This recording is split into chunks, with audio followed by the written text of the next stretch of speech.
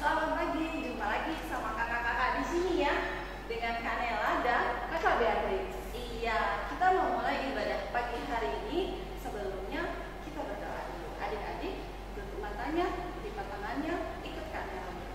Tuhan Yesus yang baik, terima kasih saat ini kami akan beribadah kepada Engkau, memuji dan memuliakan nama Tuhan, memberkati guru-guru yang melayani kami dan juga anak-anak sekolah minggu, baik yang ada di rumah, dimanapun berada. Terima kasih Tuhan, kami akan mulai ibadah saat ini hanya di dalam nama Tuhan Yesus Kristus. Haleluya, amin. Kita menyanyikan pujian memuji Tuhan selalu. Adik-adik semuanya bangkit berdiri, nyanyikan pujian ini dengan penuh semangat.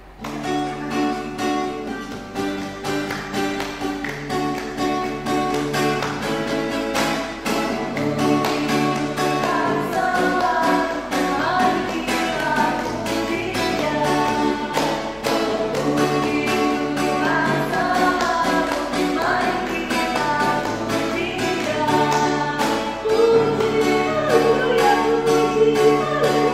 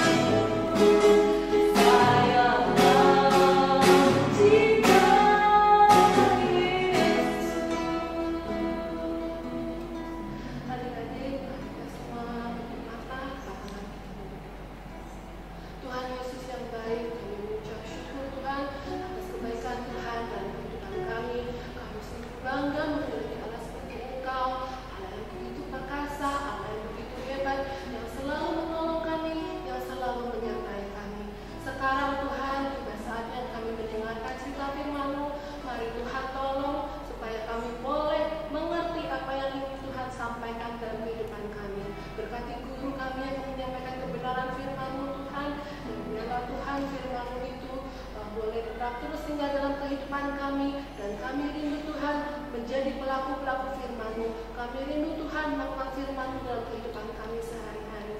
Terima kasih Tuhan Yesus, kami sambut kebenaran firman-Mu di dalam nama Tuhan Yesus.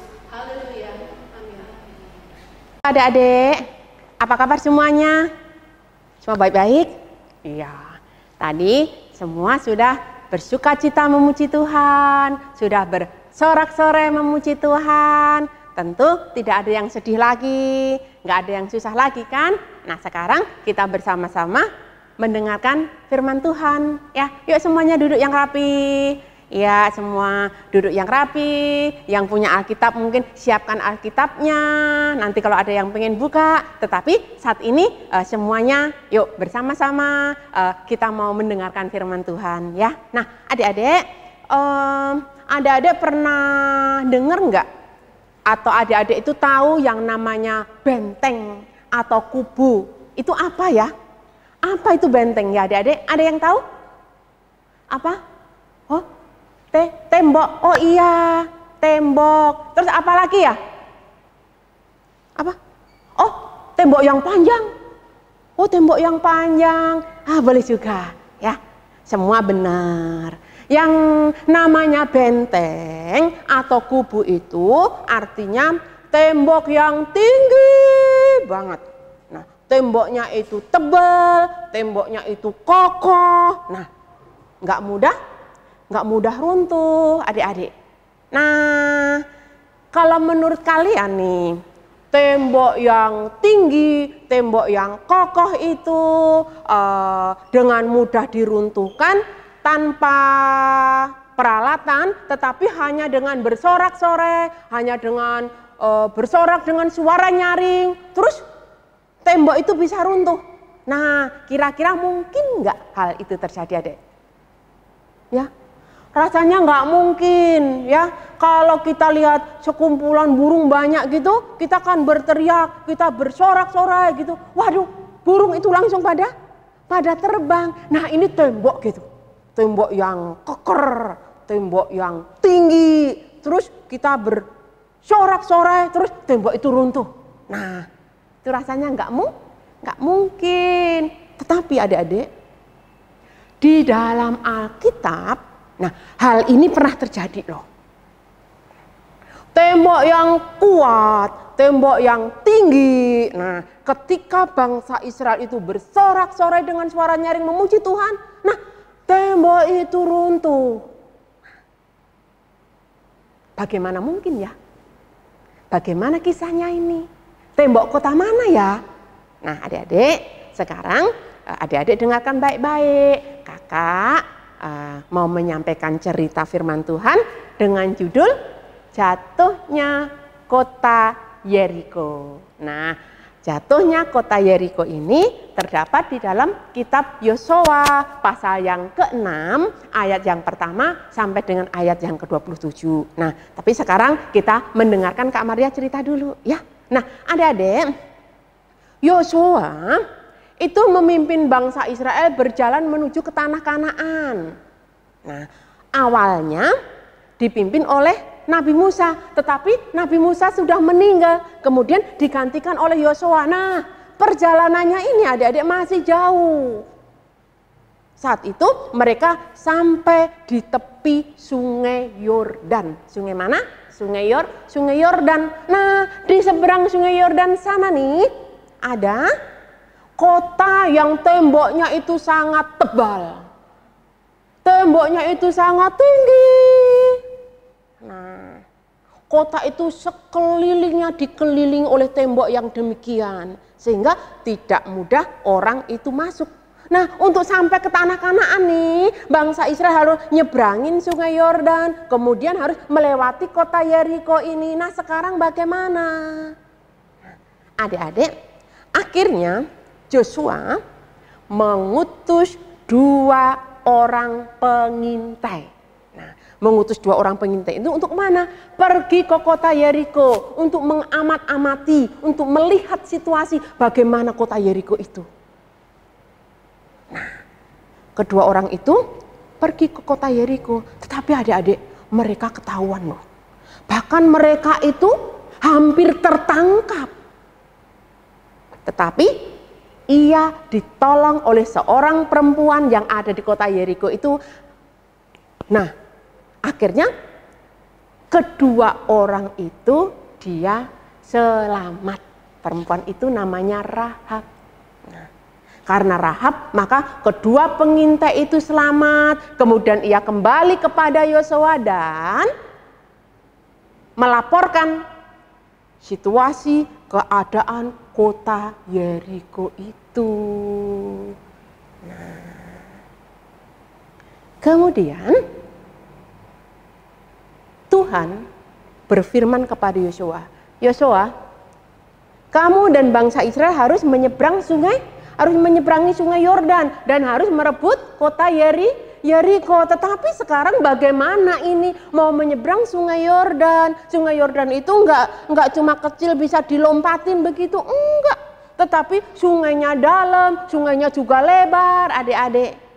Nah, tetapi Tuhan perintahkan kepada Yosua, imam-imam pengangkut tabut Allah, mereka harus berjalan duluan menyeberangi sungai Yordan, kemudian baru disusul oleh bangsa Israel. Nah, adik-adik, ketika imam-imam pengangkut tabut Tuhan itu kakinya tercelup di sungai Yordan, kena air di sungai Yordan, adik-adik, apa yang terjadi? Sungai Yordan itu berhenti mengalir. Waduh, luar biasa. Air yang mengalir dari atas itu dia berhenti, dia membentuk bendungan. Nah, air yang mengalir ke bawah, dia terus mengalir sampai ke laut. Akhirnya ada nih jalan kering, sehingga bangsa Israel menyeberangi sungai Yordan di tanah yang kering. Nah, saat itu imam-imam pengangkut tabut Allah, dia tetap berdiri di tengah sungai Yordan sampai bangsa Israel menyeberang semua. Nah, setelah bangsa Israel selesai menyeberang, maka imam-imam pengangkut tabut Tuhan itu keluar dari sungai Yordan. Nah, apa yang terjadi dengan sungai Yordan? Waduh, sungai Yordan ini kembali airnya mengalir seperti sebelumnya, adik-adik. Yang tadinya ada yang bentuk bendungan, yang tadinya ada tanah yang kering, aduh nggak ada lagi. Air sungai Yordan mengalir kembali seperti sebelumnya. Nah, ajaib kan Tuhan itu. Nah, sekarang nih tiba saatnya mereka mau memasuki kota mana tadi? Kota Yeriko. Nah, tadi dikatakan kota Yeriko itu dikelilingi oleh tembok yang tinggi banget, temboknya yang tebal, kokoh. Nah, adik-adik, bagaimana mereka harus masuk? Sedangkan orang-orang Yeriko itu sudah tahu loh tentang bangsa Israel, sehingga mereka segera kunci pintu gerbang. Pintu gerbangnya ditutup. Nah, sehingga bangsa Israel sama sekali nggak bisa masuk. Yang dihadapi hanya tembok yang tinggi banget. Nah, bagaimana caranya masuk ya? Ada beberapa cara, adik-adik. Bisa sih dengan pakai apa ya? Siapa yang tahu kira-kira manjat tembok yang tinggi banget? Pakai? Oh bener, pakai tali. Wah, pakai tali dipanjat, pakai tali. Wah, sampai ke atas. Tetapi itu tinggi banget loh, adik-adik. Terus orang Israel itu nggak cuma 1-2, tetapi banyak. Nah, bisa juga apa ya? Ada cara lain sih. Bikin apa? Bikin terowongan nih. Bikin terowongan bawah tanah, kan bisa kan? Bikin terowongan bawah tanah, melewati tembok terus masuk. Kalau enggak, bisa juga sih temboknya dilubangin nih. Wah, temboknya dilubangin, tapi segede gimana ya mau dilubanginnya temboknya itu ya. Atau ada cara lagi, banyak cara, adik-adik. Bisa juga dikepung saja kota itu supaya tidak ada yang masuk, tidak ada yang keluar, sehingga orang-orang yang di dalam kelaparan. Nah, mereka kan nggak makan, lapar. Waduh, akhirnya mereka menyerah. Atau mungkin juga ada dengan cara apa ya? Mereka berpikir dengan cara, dengan tipu muslihat gitu, dengan tipu daya gitu, supaya apa? Ya, supaya orang ini pada akhirnya menyerah. Tetapi adik-adik, Yosua tidak memakai cara-cara yang demikian. Nah, Tuhan memberikan instruksi kepada Yosua untuk memasuki kota Yeriko. Nah, apa itu yang Tuhan perintahkan adik-adik? Yang pertama, bangsa Israel harus membuat barisan. Mereka harus membentuk barisan. Nah, barisan yang paling depan, yang pertama itu ada pasukan berkuda.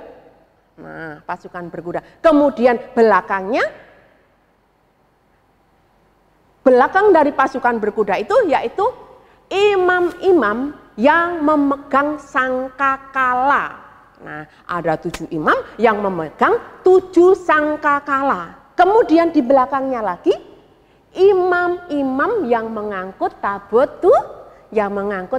Tuhan. Kemudian di belakangnya lagi disusul oleh pasukan bangsa Israel. Dan yang paling belakang itu adalah pasukan bersenjata. Nah, jadi di paling depan pasukan bersenjata, di paling belakang juga pasukan bersenjata. Nah, setelah membentuk barisan demikian itu, apa yang harus mereka lakukan? Tuhan katakan, dengan barisan seperti itu, kalian kelilingin itu kota Yeriko selama 7 hari. Waduh, 7 hari mereka mengelilingi kota Yeriko. Dari hari yang pertama sampai dengan hari yang ke-6, mereka mengelilingi kota Yeriko cukup 1 kali saja. Nah, jadi hari pertama bangsa Israel mengelilingi kota Yeriko. Nah, setelah selesai mereka kembali ke kemah mereka. Nah, adik-adik, selama mereka berkeliling itu tidak boleh ada yang berbicara.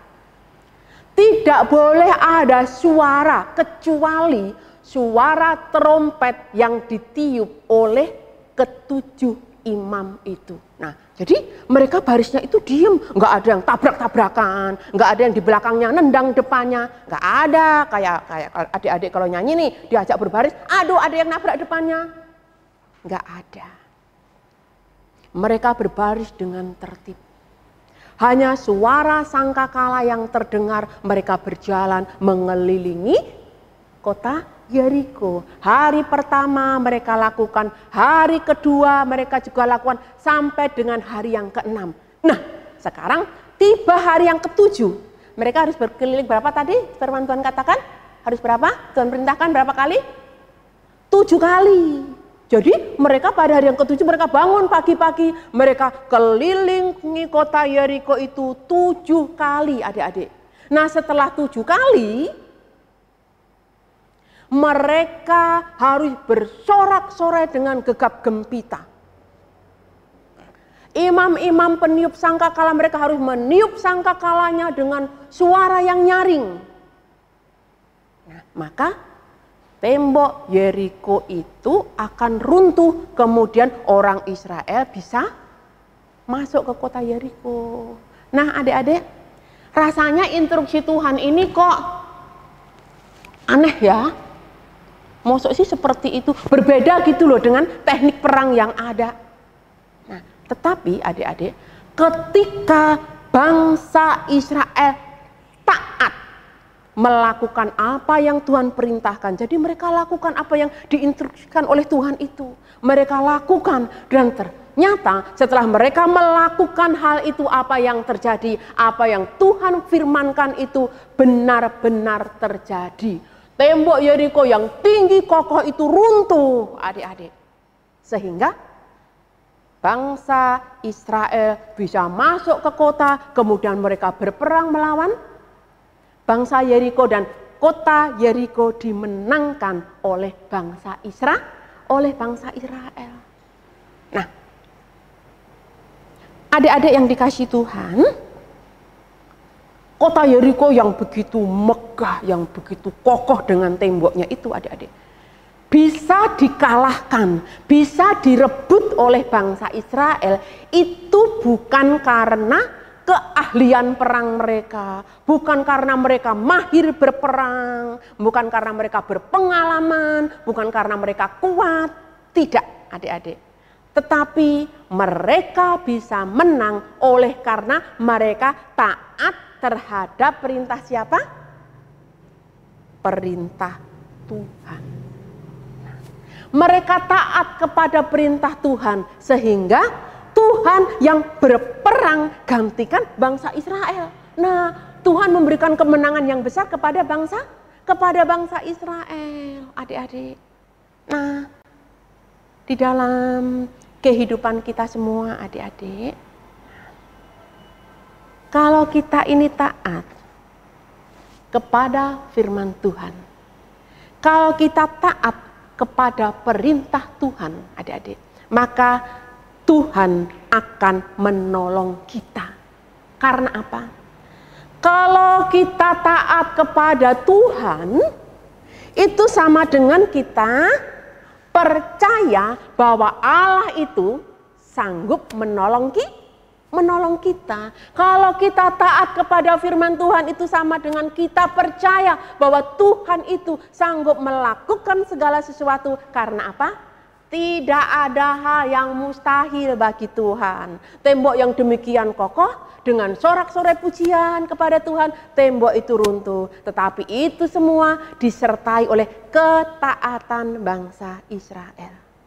Nah, adik-adik yang dikasih Tuhan, hari-hari ini, adakah adik-adik itu yang mengalami kesulitan? Kesulitan mungkin di sekolah, mungkin di rumah, mungkin ada yang sakit. Ya, percayalah kepada firman Tuhan. Ketika kita taat kepada perintah Tuhan, maka Tuhan akan menolong kita.